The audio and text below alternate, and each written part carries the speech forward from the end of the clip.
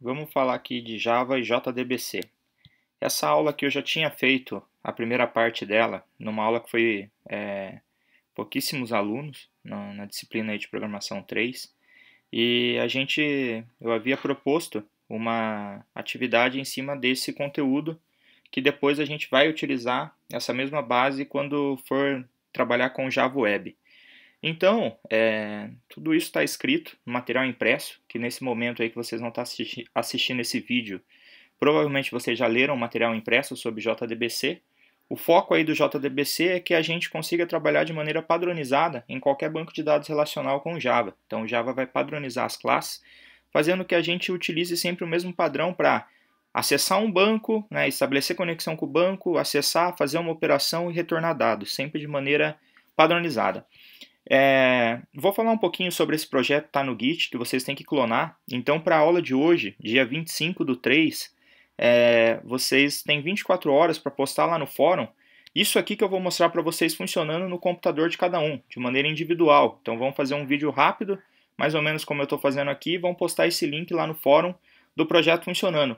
Para a semana que vem, vocês vão incrementar aí 2 informações a mais nesse projeto aqui que vocês já vão entender. E aí, além de postar o vídeo também no próximo tópico aí da semana que vem, do projeto funcionando, implementado, eu também vou querer ver daí esse projeto no GitHub de cada um, o link de cada um. Tudo isso também está explicado de maneira bem intuitiva no fórum.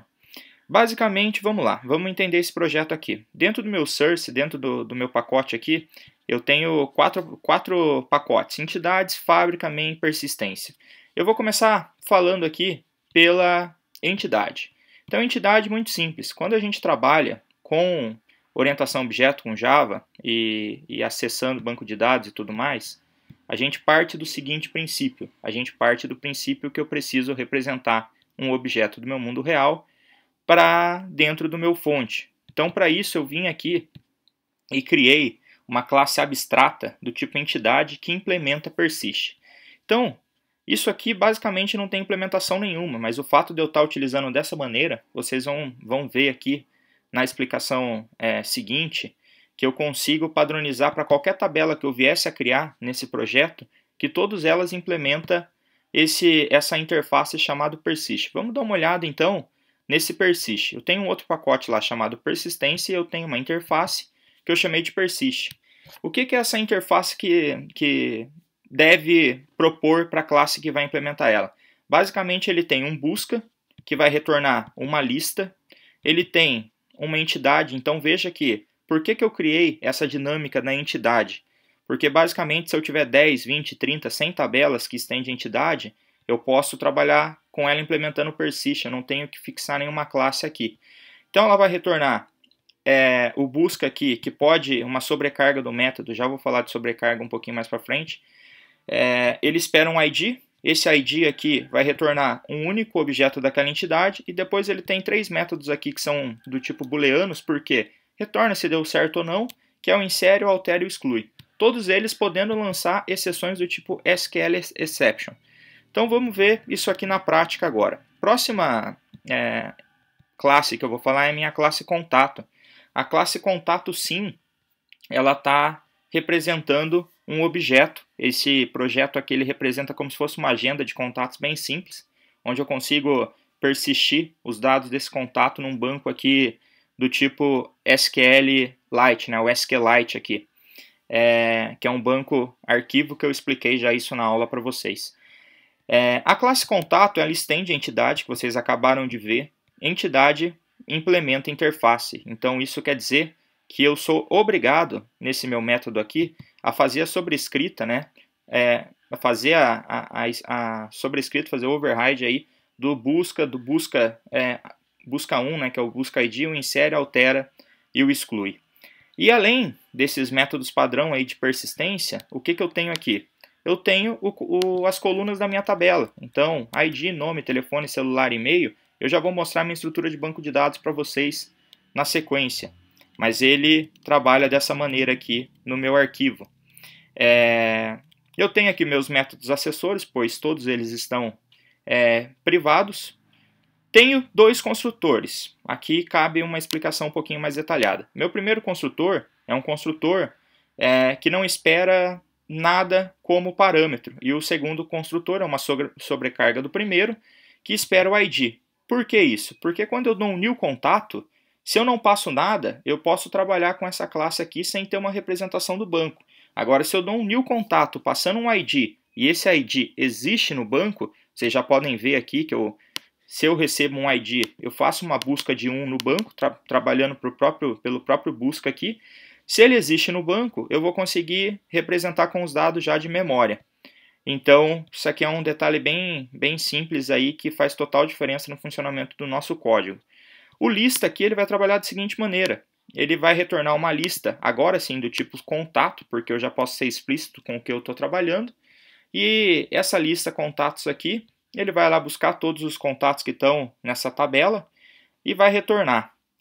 Se vocês já leram o material escrito, vocês vão ver que para a gente fazer a conexão com o banco, eu tenho que ter um connection aqui. E esse connection vai ser na última classe que eu vou falar para vocês, que é esse método, essa classe aqui que eu estou trabalhando com esse método estático criacon. Isso aqui me retorna uma conexão ativa com o meu banco de dados. Tendo essa conexão aqui, e aqui eu estou trabalhando com o try with resource, que é aquilo que eu expliquei em aula para vocês, que tudo que é aberto dentro de um try with resource, automaticamente ele é fechado. Caso eu não trabalhasse dessa maneira aqui, eu seria obrigado a fazer um com.close lá no final para fechar a conexão com o banco de dados. Nesse caso aqui fica um código muito elegante. Então, eu venho aqui, crio um SQL, que faz a consulta de todas as colunas dessa tabela contatos. E agora aqui eu trabalho com a outra classe que vocês viram no material escrito, que é o statement. O statement ele recebe aqui um contato, né, uma conexão, um connection ativo com o banco, e eu chamo um método aqui que é o createStatement. Então ele cria um statement para mim, e na sequência, como no caso do select eu recebo dados do meu banco de dados, eu preciso ter um result set. Então eu crio um result set já executando a query. Então o meu statement é tudo que eu consigo executar alguma coisa no banco. Seja qualquer SQL que eu for executar no banco, ele é executado através do meu statement.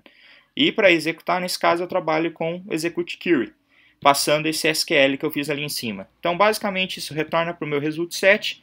Eu faço aqui um while, né, rs.next, que significa que enquanto tiver linhas para ser lida nessa tabela, ele vai executar. E aqui eu vou atribuindo, utilizando lá meu construtor vazio do contato, para dentro de contato, adicionando e no final retorno a lista com todos os contatos no meu banco. O segundo método aqui, o busca, trabalhando com ID, é um método aqui bem parecido com o de cima. Qual que é a diferença? Que toda vez que eu passar um ID, eu vou fazer um select com um where. E aqui vai um detalhe bem importante. Sempre que eu tiver que passar dados para a minha consulta SQL, eu tenho que trabalhar com prepare statement. Ele é do tipo statement, mas ele é um método aqui mais seguro para evitar SQL injection e tudo mais. Ele faz essa validação.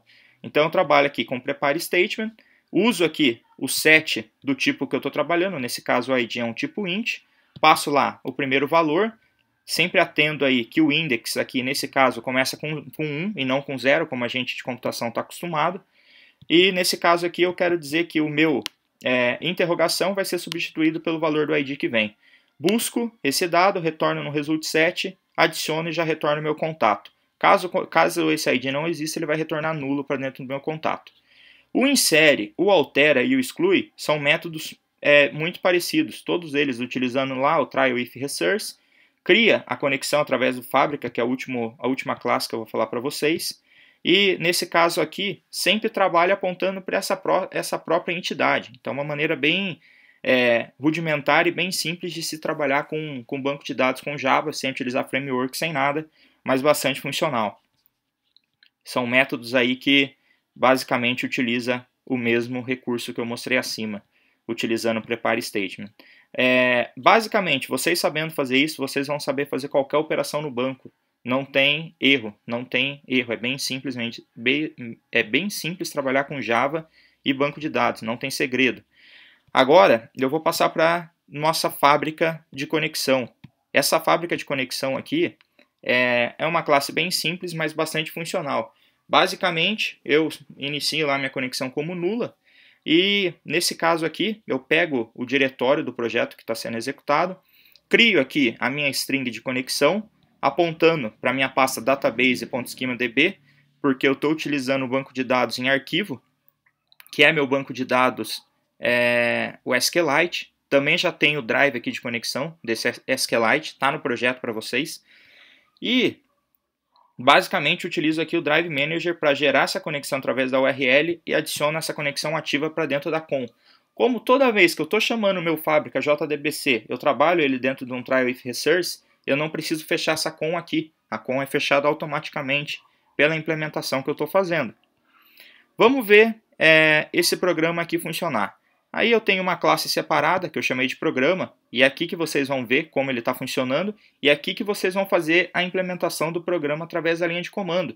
Eu quero que vocês realmente façam um programinha lá, como vocês estavam acostumados no início do curso, todo através do console, onde pergunta um menuzinho para o usuário qual operação ele deseja fazer, se ele quer listar todos os contatos da agenda, se quer inserir, daí pergunta dado a dado que vai ser colocado para dentro do banco e por aí vai. Algo bem simples, mas que vai fixar para vocês. Façam um pacote separado para trabalhar dessa maneira, para que o código não fique fortemente acoplado às entidades do banco, porque na sequência a gente vai implementar essa mesma base de código para trabalhar com o Java Web. Então tomem esse cuidado para não sofrer depois. Eu vou executar aqui, veja que esse programa ele tem um main aqui que ele vai executando, e tudo que eu estou executando aqui basicamente é um esboço simples de como utilizar essa classe contato. Por exemplo, se eu quero listar todos os contatos da tabela, basicamente o que eu estou fazendo aqui é o seguinte: eu estou fazendo aqui um map, um for each, trabalhando com expressão lambda, que vocês já viram comigo em programação 3, onde para retornar cada atributo eu sempre trabalho orientado a objeto. Então eu faço um retorno aqui trabalhando com o método get, fica bem elegante esse código. O list aqui faz a mesma coisa, listando um único arquivo.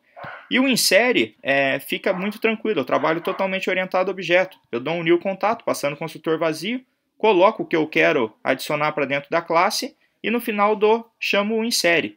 O altera a mesma coisa, agora a diferença é que o meu construtor recebe a sobrecarga, eu passo o ID, e o exclui exatamente igual, só muda o método que está sendo chamado.